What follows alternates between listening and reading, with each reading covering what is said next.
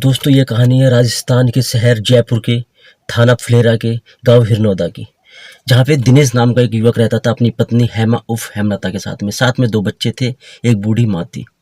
अपना गुजर बसर बढ़िया तरीके से चल रहा था। दिनेश पढ़ा लिखा था, लेकिन उसके बावजूद उसकी जो है सरकारी नौकरी नहीं लगी थी। हेमलता भी काफ़ी पढ़ी लिखी थी और साथ में प्रतियोगी परीक्षाओं की तैयारी भी कर रही थी।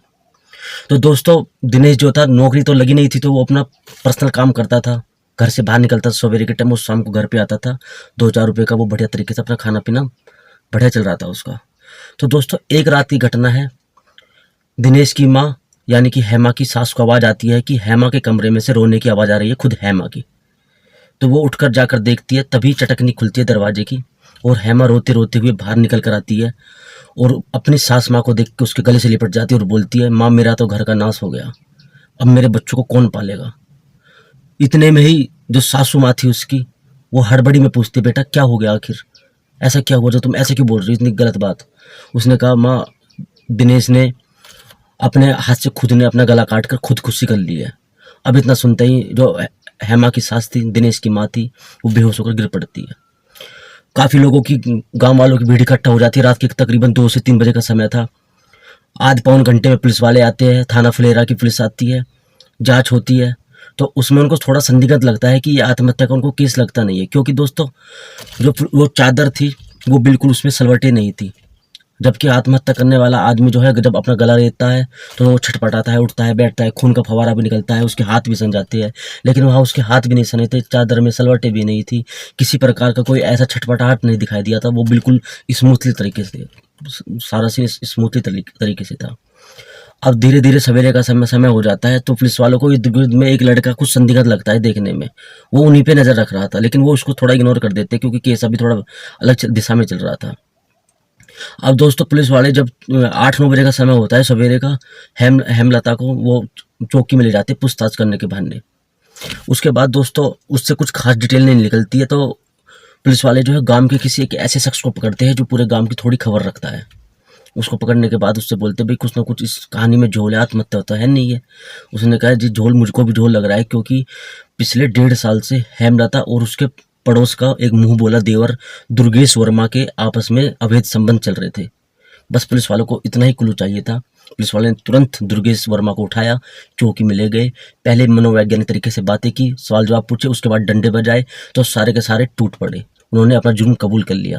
तो आइए कहानी का भी स्टार्ट करते हैं कि आखिर ऐसी क्या नौबत आई कि उनको दुर्गेश वर्मा को योगेश वर्मा और हेमलता को दुर्गेश वर्मा को मानना पड़ा, यानी कि अपने खुद के पति को मानना पड़ा। तो दोस्तों ये घटना है तकरीबन 3 मार्च 2021 की, जब ये मर्डर हुआ था। तो उससे पहले की ये घटना है, 6 महीने पहले की। दिनेश वर्मा जो है अपने घर से बाहर निकलता है अपने घर का आजीविका चलाने के लिए, पैसे कमाने के लिए। ऐसे में उसकी पत्नी बोलती है कि तुम तैयारी नहीं कर रहे हो, तैयारी मैं कर लेती हूँ, तुम अपना घर का खर्चा पानी चलाते रहो और मैं प्रतियोगी परीक्षाओं की तैयारी कर लेती हूँ, जिससे जो है मेरी सरकारी नौकरी लग सकती है। उसने ठीक है कर लो। तो बराबर में एक योगेश वर्मा नाम का युवक था, वो भी तैयारी ही कर रहा था, प्रतियोगी परीक्षाओं की सरकारी नौकरी की तैयारी कर रहा था। तो वो अपने पति से परमिशन लेते कि अगर आप चाहो तो योगेश में बराबर में दोनों साथ में बैठ के पढ़ लेंगे, उसकी समझ में आएगा मैं बता दूंगी, मेरी समझ में आएगा तो वो बता देगा। तो अगर आप बोलो तो उसने कहा ठीक है कोई दिक्कत नहीं, आप पढ़ो और अपने तरीके से रहोगे, ठीक है। अब ऐसे ही 1.5-2 महीने पढ़ते थे। योगेश की जो निगाह थी हेमलता की तरफ में कुछ अलग ही निगाह थी। वो उसको एक टक निगाह से 30-30 सेकंड तक देखता रहता था। ऐसे में हेमलता कहती, तुम मुझको ऐसे क्यों देखते हो, मैं कोई 8वां अजूबा हूँ जो तुम मुझको इस तरीके से देखते हो। वो कहता, नहीं भाभी तुम 8वां अजूबा से कम नहीं हो, बस मैं ये देख रहा था कि तुम इतनी सुंदर पढ़ी लिखी लड़की, कहाँ पे वो दिनेश वर्मा जो कि शराब पीता है, शराब के नशे में रहता है, नौकरी भी नहीं है उसके पास में, तुम गलत फंस गई। तो हेमलता कहती है कि ये तो सब किस्मत का खेल है, ऐसा कुछ भी नहीं है, ठीक है जैसा भी, अब उसके साथ मुझे अपना समय काटना है, मुझे स्वीकार है ये। तो योगेश वर्मा कहता है, ऐसा नहीं है भाभी, अपनी किस्मत बनाना अपने हाथ में होता है। जब एक आदमी ही होता है जो एक औरत का दिमाग खराब करता है, उसके बस से बसाए घर को विनाश करता है, तो वो कहानी यहीं से स्टार्ट हो रही थी। तो योगेश बोलता है कि नहीं भाभी, आप अपने हाथ में होता है, अपना घर बनाना बिगाड़ अपने हाथ में होता है, अगर आप चाहो तो कुछ से कुछ भी हो सकता है। तो ऐसे करते हुए उसने बोला कि भाभी मैं भी काफ़ी दिन से आपसे प्यार करता था, लेकिन कहने की हिम्मत नहीं थी, और उसको आई लव यू बोलकर उसके गले लग गया। अब हेमलता जो है दिखाने के लिए उसको अलग करने की कोशिश कर रही थी, लेकिन उसका पूरा इंटेंशन था कि हाँ योगेश के बाहों में ऐसे ही पड़ा रहे वो। अब दोस्तों ऐसे में क्या है, जब उसने उसकी बाहों में बाहें भर रखी थी, तो अब हेमलता भी टूट गई थी और उसके बाहों में वो झूल चुकी थी। और यहीं से शुरुआत होती है उनका पहला अवैध संबंध की। आज उनके पहले अवैध संबंध बन चुके थे, तो ऐसे करते करते 1 महीना बीत जाता है। उनके ऐसे ही अनैतिक संबंध बनते हैं, शारीरिक संबंध बनते हैं। तो अब जब उनको लगता है कि 1 महीने से हम कर रहे हैं, किसी को कुछ पता नहीं है, तो वो थोड़ा लापरवाही बरतना शुरू कर देते हैं। अब पूरे गांव में बात फैल जाती है कि हाँ, इन दोनों के जो है अवैध संबंध चल रहे हैं। तो दोस्तों एक दोपहरी की घटना थी, ऐसे ही ये दोनों आपस में चिपटे हुए थे। तो हेमा की जो सास थी, बराबर वाले सटे हुए कमरे में वो बेचारी ज़्यादातर अपना समय वहीं काटती थी। वो किसी कारण से उठकर वहाँ से आई, तो उसने देखा कि हेमा और योगेश वर्मा दोनों आपत्तिजनक स्थिति में लेटे हुए हैं। तो उसका दिमाग खराब हो गया। योगेश ने उसको देखा कि इसकी हेमा की सास को पता चल गया, तो वहाँ से भाग गया, निकल गया। अब उसके जाते ही हेमा की सास ने जो हेमा को सुनाई, उसको बताया कि तूने तो अपने घर को बर्बाद कर दिया, दिनेश को धोखा दे रही है तू, यही पढ़ाई के नाम पे ये कलंक कर रही है, फलाना ढिकाना, दुनिया भर की बातें उसको बताई। और ये साथ में ये भी बोला कि आज के बाद योगेश वर्मा तुम्हारे घर पे पढ़ने के नाम पे क्या किसी भी तरीके से घर पे नहीं आएगा। उसने कहा ठीक है माँ, क्योंकि उसको भी पता था तू उल्टी बोलेगी तो पूरे गाँव को पता चल जाएगा।